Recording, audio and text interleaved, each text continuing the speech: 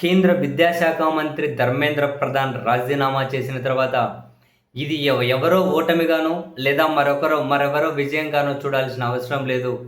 కానీ బాధాకరం ఏంటి అంటే ఒక ప్రజాస్వామ్య భారతంలో ప్రజాస్వామ్యబద్ధంగా ఎన్నికైన ఒక ప్రభుత్వంలో కీలక పాలకులకి జవాబుదారీతనం నేర్పించడం కోసం ఈ దేశంలో యువత రోడ్లెక్కాల్సి వచ్చింది.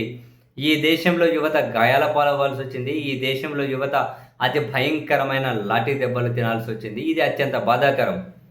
ప్రజాస్వామ్యబద్ధంగా ఎన్నికైన పాలకులు తమ పాలనలో జరిగే వాటికి ఖచ్చితంగా బాధ్యత వహించి తీరాల్సిందే. జవాబుదారీతనం వాళ్ళు ఖచ్చితంగా కనుక తీసుకోవాల్సిందే. కానీ ఇక్కడ బాధాకరంగా నీట్ పేపర్ లీక్ అయ్యి ఒకసారి కదా వరుస పెట్టి ఎన్ని ప్రశ్నపత్రాలు లీక్ అయ్యాయి, విద్యార్థులు చనిపోయారు. ఇంత జరిగితే జవాబుదారీతనం పాలకులు తీసుకోలేదు.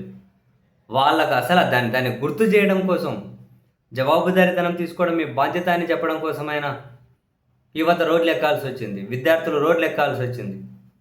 ఫలితంగా ధర్మేంద్ర ప్రధాన్ రాజీనామా చేయాల్సి వచ్చింది. ఇది మినిమం ఎవరైనా చేయాల్సిన పని. కానీ అది చేయడానికి ఇన్ని లక్షల మంది రోడ్లు ఎక్కాలా, ఇన్ని లక్షల మంది లాఠీ దెబ్బలు తినాలా, ఇన్ని లక్షల మంది తిండి నీళ్ళు మానేసి నిరాహార దీక్షలు చేయాల్సిన పరిస్థితి రావాలా? వాళ్ళకు ఆలోచించుకోవాలి. అరే మనకి ఈగోకు పోతాం, ఆటిట్యూడ్ చూపెడతాం, నియంతృత్వంతో వ్యవహరిస్తామంటే ఇది ప్రజాస్వామ్యం. రాజులు, రాచరికాలు, జమీందారీ వ్యవస్థ, నియంతృత్వం ఇవన్నీ దాటుకొని వచ్చాం. చేతిలో మీడియా సంస్థలు పెట్టుకొని, సోషల్ మీడియా, వాట్సాప్ యూనివర్సిటీలు పెట్టుకొని, జర్నలిస్టుల ముసుగులు, పరమ పనికిమానులను పెట్టుకొని, బానిసత్వం చేసే వాళ్ళకు దేశభక్తి ముసుగులు తొడిగి ఇటువంటి వాళ్ళందరినీ ప్రయోగించి మన పైత్యాన్ని చూపెడదామంటే అది కుదరని పని. నీట్ పేపర్ లీక్ అయినప్పుడే ధర్మేంద్ర ప్రధాన్ రాజీనామా చేయాలి. కానీ ఇంతవరకు తెచ్చుకొని మళ్ళీ ఒకరితో బలవంతంగా రాజీనామా చేయించుకోవాల్సిన పరిస్థితులు వాళ్ళే తెచ్చుకున్నారు. అందుకే నేను ఇది ఒకరి విజయంగానో మరొకరి పరాజయంగానో ఏమీ చూడడం లేదు. పాలకులకి జవాబుదారీతనం ఉండాలి అని ఈ ఎపిసోడ్ అయితే వాళ్ళకు మరోసారి గుర్తు చేసింది.